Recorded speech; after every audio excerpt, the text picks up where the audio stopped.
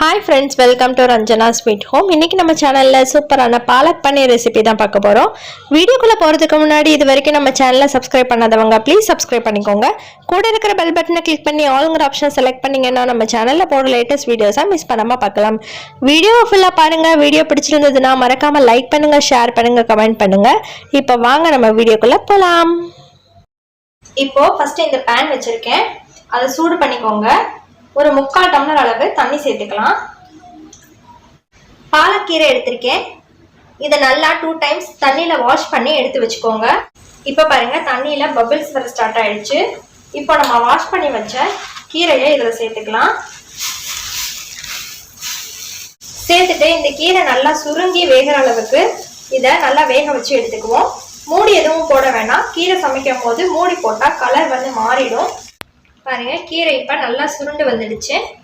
இதை அப்படியே ஓரமாக எடுத்து ஆற வச்சுடுங்க. ஆறினதுக்கு அப்புறமா ஒரு மிக்சி ஜாரில் போட்டு நைஸாக அரைச்சி எடுத்துக்கலாம். தண்ணியெல்லாம் வடிச்சிட்டு அரைச்சிக்கோங்க. அந்த தண்ணியும் பத்திரமா வச்சுருங்க. நம்ம கிரேவி செய்யும் போது அந்த தண்ணியை தான் சேர்க்க போகிறோம். இப்போ நான் இதை ஆஃப் பண்ணிக்கிறேன். இப்போ இந்த சைஸ் தக்காளி எடுத்துக்கோங்க. ஒரு தக்காளி. இதை நம்ம கட் பண்ணிட்டு மிக்சி ஜாரில் சேர்த்து அரைச்சி எடுத்துக்கலாம். இப்போ இந்த தக்காளியை மிக்சி ஜாரில் சேர்த்துப்போம். இதை நல்லா நைஸாக அரைச்சி எடுத்துக்கலாம். இப்போ பாருங்க கீரையை தனியாக வடித்து இந்த மிக்சி ஜாரில் சேர்த்துருக்கேன். இது கூடவே 4 பச்சை மிளகாயை ஆட் பண்ணிக்கலாம். இது நல்லா நைஸாக மிக்சியில் அரைச்சி எடுத்துகிட்டு வந்துடலாம். இப்போ ஒரு பேன் வச்சுருக்கேன். அதில் கொஞ்சமாக பட்டர் சேர்த்துக்கோங்க. இப்போ பட்டர் உருகுனதும் ஒரு சின்ன துண்டு பட்டை, 2 கிராம்பு, 1 ஏலக்காய் சேர்த்துக்கலாம்.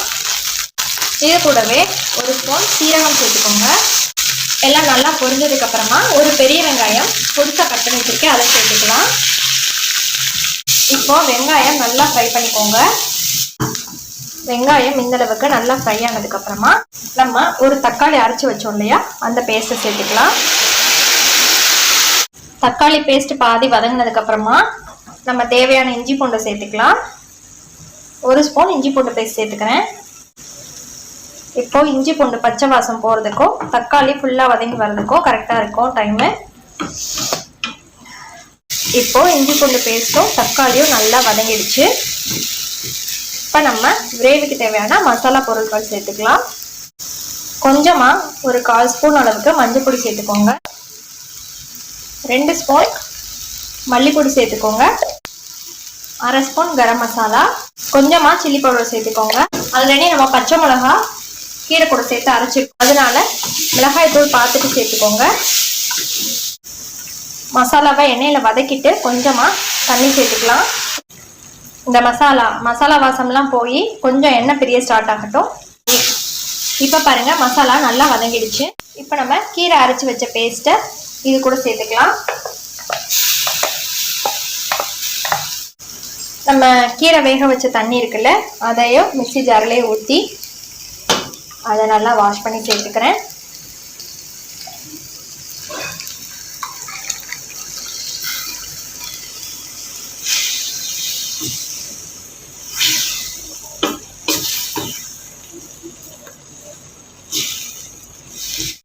பாருங்க கிரீன் கலர்ல மசாலா சூப்பரா இருக்கு பார்க்கவே. இப்போ நம்ம கிரேவிக்கு தேவையான உப்பு சேர்த்துக்கலாம். கிரேவி நல்லா கொதிக்க ஆரம்பிச்சிருக்கு. இந்த ஸ்டேஜில் ஒரு 1/2 டம்ளர் பால் சேர்த்துக்கிறேன்.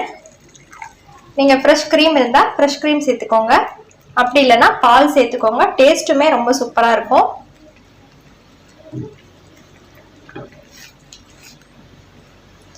பன்னீர் பட்டர் மசாலா ரெசிபியும் நான் நம்ம சேனலில் போட்டிருக்கேன்.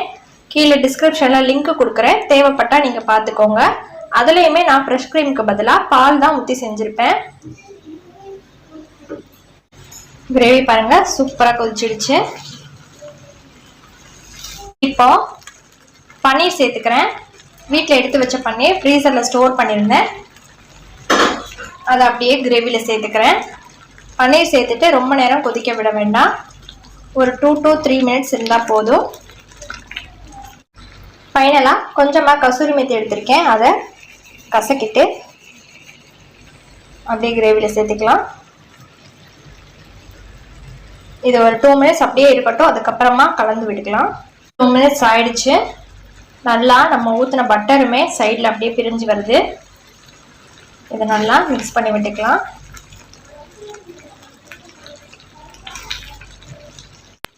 பாருங்க, நமக்கு சூப்பரான பாலக் பன்னீர் ரெடி. நான் இப்போ ஆஃப் பண்ணிக்கிறேன்.